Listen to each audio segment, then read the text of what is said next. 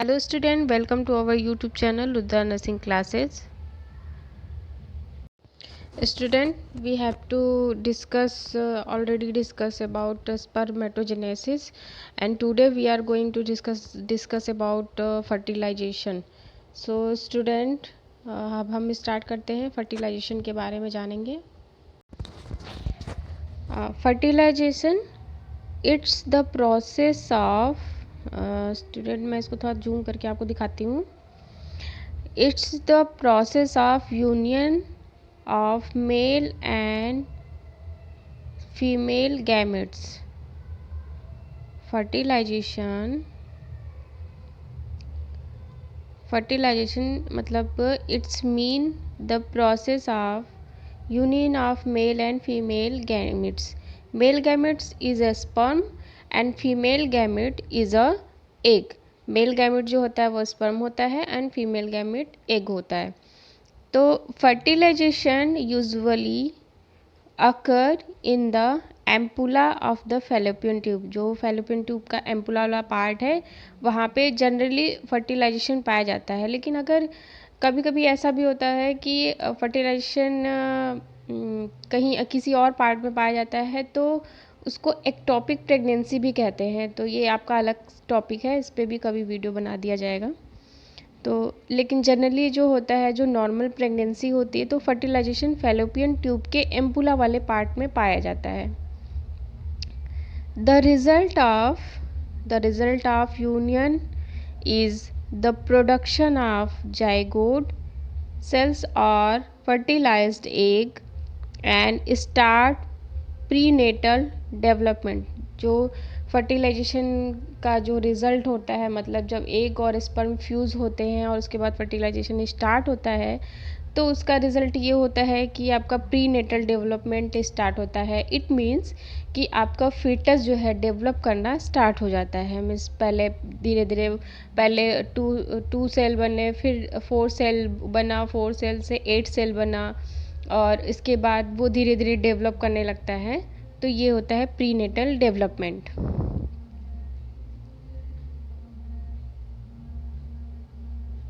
After intercourse, student यहाँ पे spelling आप थोड़ा सा देख लीजिएगा.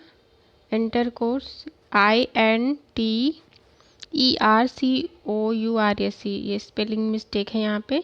आफ्टर इंटरकोर्स मेल गैमेट, यहाँ पे टी होगा, male gamete enter in uterus through the cervix and reach in the part of ampulla of the fallopian tube.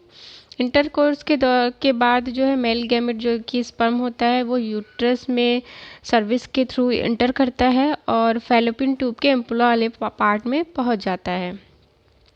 If at that time, यहाँ पे टाइम होगा, if at that time egg ovulated then fertilization process start now. अगर उस time पे egg ओवल्यूट हुआ है sorry, अगर उस टाइम पे एग ओवल्यूट हुआ है तो फिर फर्टिलाइजेशन की प्रोसेस स्टार्ट हो जाती है. But if the egg do not ovulated the sperm are degenerated after 72 hours, and if the egg does not mating to the egg, it's degenerated after 48 hours. Usually the rate of sperm in one ejaculation is 40 million to 300 million. One ejaculation में मतलब एक बार के ejaculation में सीमेन में 40 million से लेके 300 million तक के स्पर्म होते हैं. और अगर वो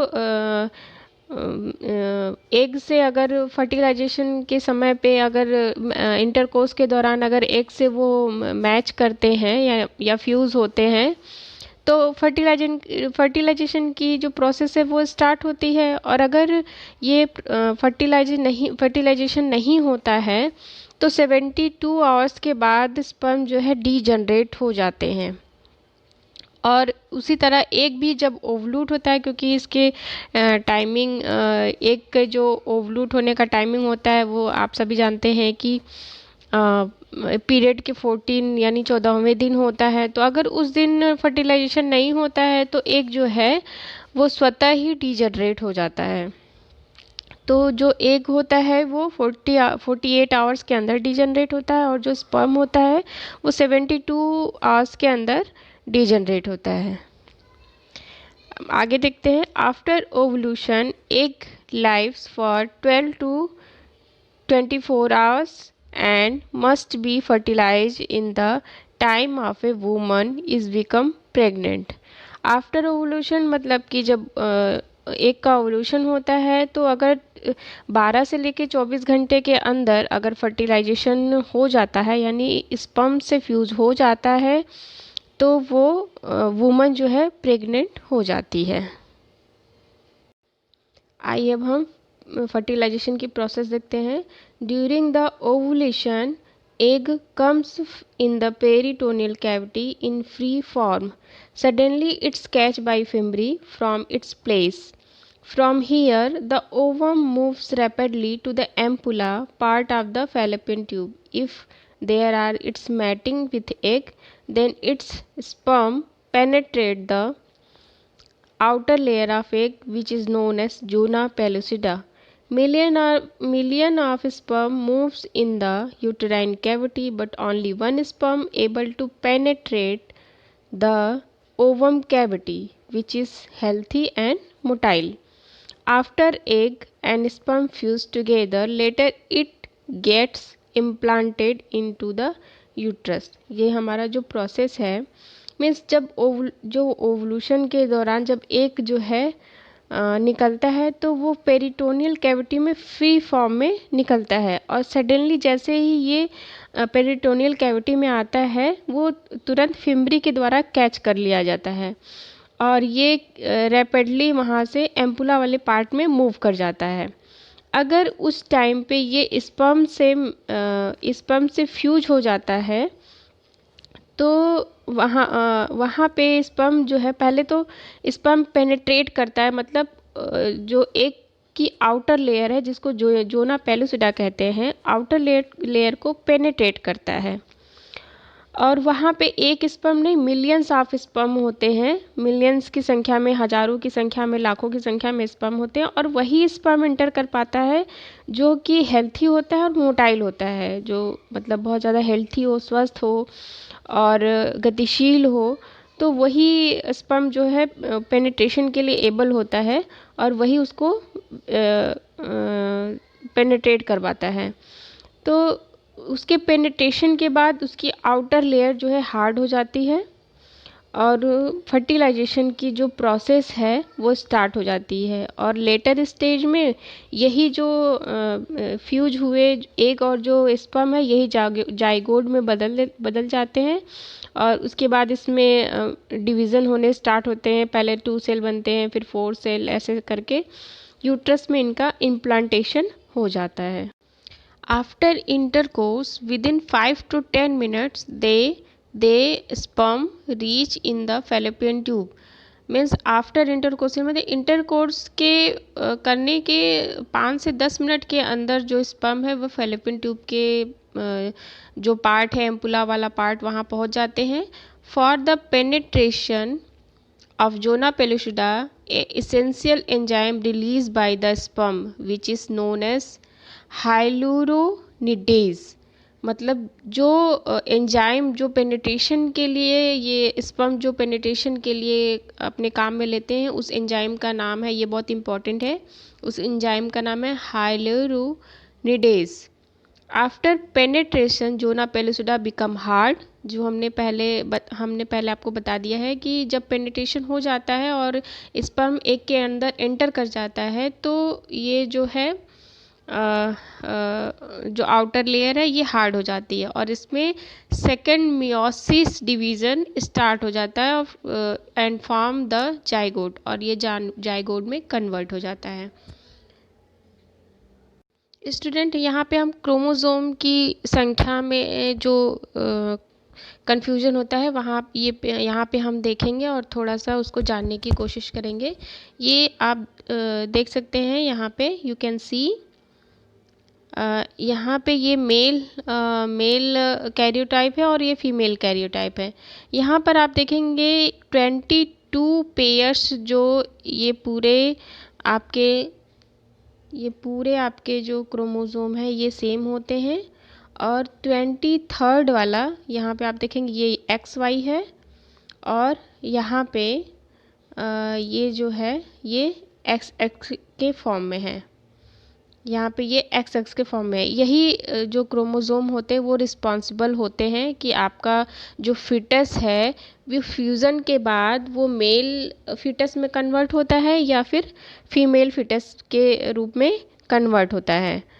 तो यहाँ पे हम समझ चुके हैं कि ये जो क्रोमोज़ोम है ये 23 यहाँ पे है मेल में, और 23 जो है ये फीमेल है। ये टोटल जो आपके स्पर्म है ये 23 है, और ये 23 ये दोनों मिलके हो जाते हैं 46, और तब जाके आपका फर्टिलाइजेशन या फिर जायगोट जो है कंप्लीट होता है। स्टूडेंट यहाँ पे हम थोड़ा सा फिगर के माध्यम से भी समझने की कोशिश करेंगे। ये आपके एक का फिगर है।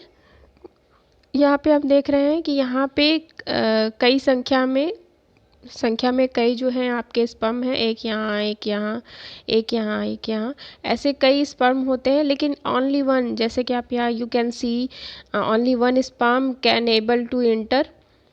तो यहाँ पे ये देख सकते हैं ये जो ऊपर का ये जो पार्ट है ये एक्रोसोम है। ये ऊपर का ये जो पार्ट है ये यहाँ का ये एक्रोसोम है, और ये कॉर्टिकल ग्रैन्यूल्स है। कॉर्टिकल ग्रैन्यूल्स का जो मतलब होता है the release cortical granules proteins are responsible for blocking polyspermy, यानी कि ये जो कॉर्टिकल ग्रैन्यूल्स हैं ये पॉलीस्पर्म यानी कई स्पर्म को अंदर इंटर करने से रोकती हैं। और ये इनका एक जो रोल होता है, जैसे ही स्पर्म इंटर करता है और ये जोना पेलिसिडा जो है हार्ड हो जाती है ताकि कई स्पर्म जो है एंटर ना कर पाएँ। लेकिन इसके कई अपवाद भी हैं, जैसे twins pregnancy, triple fourth pregnancy. तो जहाँ पर ये कॉर्टिकल ग्रैन्यूल्स जहाँ पे फेल हो जाते हैं वहाँ पे मल्टीपल प्रेगनेंसी देखने को मिलती है। तो ये बहुत रेयर होता है, लेकिन फ़िलहाल यहाँ पे कॉर्टिकल ग्रैन्यूल्स जो हैं यहाँ पे पॉलीस्पर्मी को रोकती हैं। तो और ये जो आउटर की लेयर है ये आप देख रहे हैं जोना पेलिसिडा, जिसकी हम बात प्रीवियस अपने लेक्चर में कर चुके हैं। और ये एक का ये न्यूक्लियस है, और इसके अंदर साइटोप्लाज्म है, cytoplasm of ovum. Follicular cells, ये जो फॉलिकुलर सेल्स हैं ये बाहरी इन्वायरमेंट को जो है मेंटेन रखती हैं। इनका जो मेन काम है, the follicular wall serves as a protective caging around the egg, मतलब ये प्रोटेक्टिव केज बनाती हैं, एक बाहरी प्रोटेक्शन आवरण बनाती हैं। उसके बाद है फर्स्ट पोलर बॉडी। ये जो फर्स्ट पोलर बॉडी है ये एग को कवर करती है और जाइगोट में कन्वर्ट करती है। स्टूडेंट आइए अब हम थोड़ा सा देखते हैं कि ये एक यूट्रस का और इम्प्लांटेशन का एक फिगर है, इससे हम अपने पूरे कॉन्सेप्ट को कवर कर लेंगे। आप यहाँ पर देख रहे हैं कि एग से यहाँ पे ओवरी से यहाँ पे ओवल्यूशन स्टार्ट हो रहा है, और सडनली ये फिमरी के द्वारा कैच किया जा रहा है। यहाँ से आप देख रहे हैं ये ओवरी है, और यहाँ से जैसे ही एग स्टार्ट होता है यहाँ पे ये एम्पुला वाला पार्ट है, यहाँ पे जैसे एग स्टार्ट हुआ फिमरी से कैच कर लिया गया, और यहाँ पे फर्टिलाइजेशन हुआ और ये जाइगोट बन गया। फर्स्ट डे यहाँ पे आया, सेकेंड डे में ये 2 सेल में देखिए कन्वर्ट हो गया, 2 सेल स्टेज।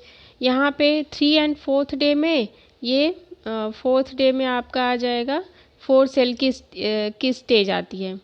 देन इसके बाद 8 सेल होता है जो मारुला की स्थिति को बताता है।